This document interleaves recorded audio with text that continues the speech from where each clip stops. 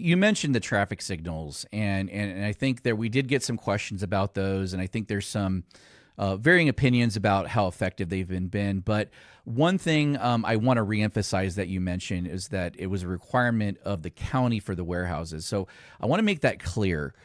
There's a lot of speculation about who approved those warehouses, where they're located.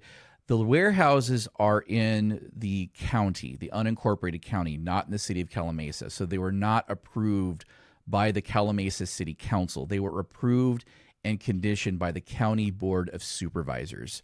And so one of the conditions that was imposed was to install the traffic signal.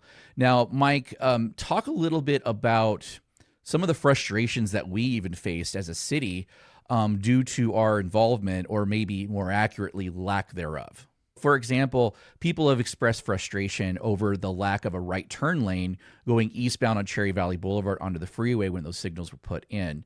You are correct. The city was not consulted with the design as it was being processed with Caltrans and the developer in accordance with the county.